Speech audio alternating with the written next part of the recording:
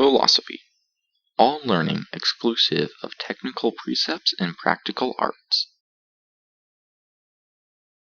Fanatic.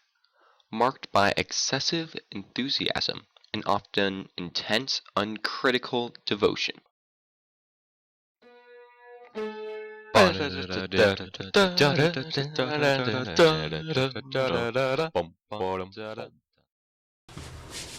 Alright, so we're just about to go down and videotape some people about how they view postmodernism, or how they would define postmodernism.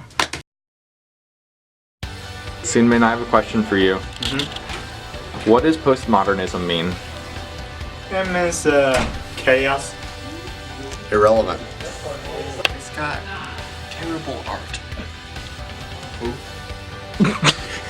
I don't know what that is. What? I think it's pretty bad.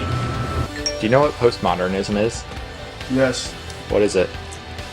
Postmodernism is a bunch of people that are babies that can't decide what is right and wrong, so they leave it up to other people. It's evil.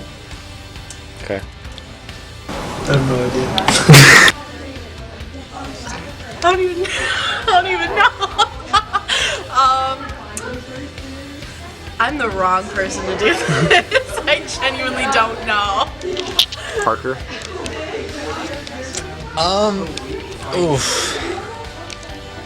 Postmodernism.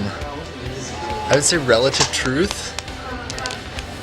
I think of, well, the movement after modernism. So that would include relativistic thinking, skepticism. Your mom.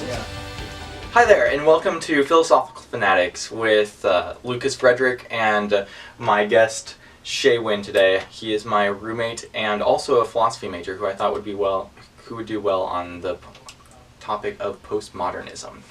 And so, in the earlier clips, you could see we asked the question of what is postmodernism to a couple of different people, and we got the response of I don't know, possibly bad, relativistic. And so today we want to clear that up a little bit with a little bit of synopsis of what postmodernism is. And so part of postmodernism is, as people pointed out, this relativistic truth idea. And that comes from a main component of postmodernism, which is deconstruction. Now, deconstruction is essentially what it means. It basically takes absolute truth statements and deconstructs them into what postmodernists would argue what they really are. Power grabs by other people in order to enforce their own ideas. So what a postmodernist would do would take an absolute idea, connect it to an overarching meta-narrative or grand story, and show how that grand story, in its origins, was used to control or take some sort of control over people.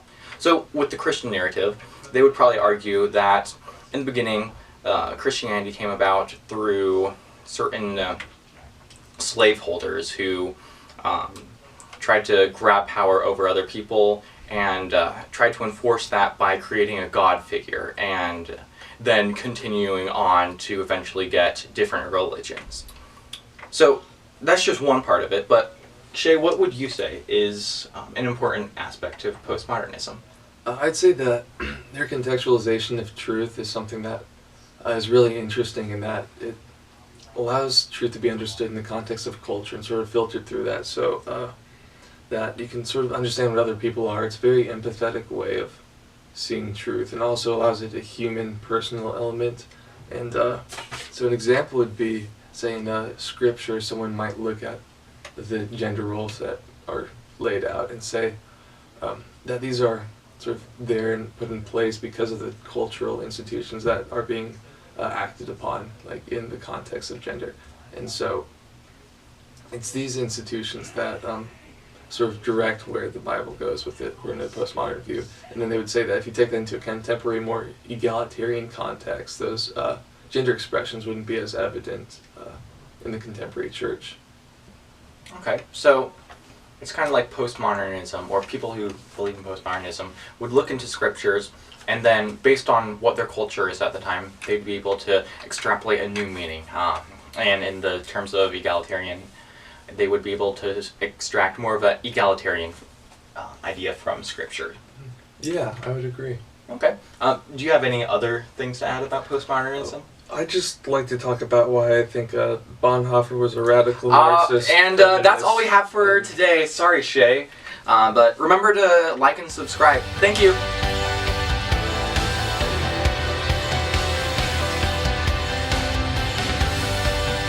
Stuff multiple times there. Bruh, I think it wasn't that bad.